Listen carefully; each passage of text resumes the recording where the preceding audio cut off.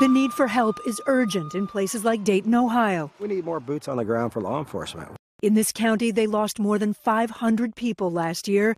But it's not just here. A report out last week found over 3 decades, drug-related deaths went up in every single county across the entire country. In one county in West Virginia, jumping 8,000%. We're here today to support FOA. At a fundraiser this morning for the group Families of Addicts, this year is going to be August 26th. Founder Lori Arians said what they need most are treatment options. We're running short on therapists and doctors that can help with this or want to help with this. Senior administration officials say the White House plan includes prevention efforts and expanding access to residential treatment for Medicaid patients, proposals to reduce the overprescription of painkillers by 1/3 within 3 years, and cutting off the supply of illegal drugs, including internet sales. They catch a drug dealer, they don't even put him in jail.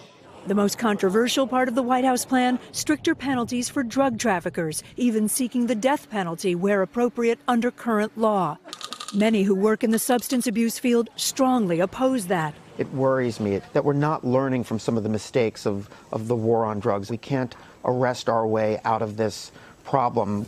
But there is some support for stricter punishment. I'm not advocating a death penalty for every dealer, but there's got to be a certain level. If you're bringing in fentanyl and carfentanil into our community and you're killing people, you need held accountable. It's the worst pain a mother could go through. Lori Yupa's 18-year-old son Chase died after a friend injected him with heroin and left him in a car. The guy's making the big money. There has to be harsher punishment. I don't know if death penalty is the answer.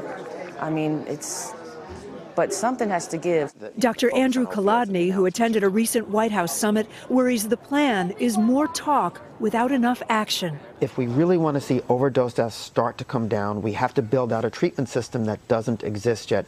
That will require a massive federal investment.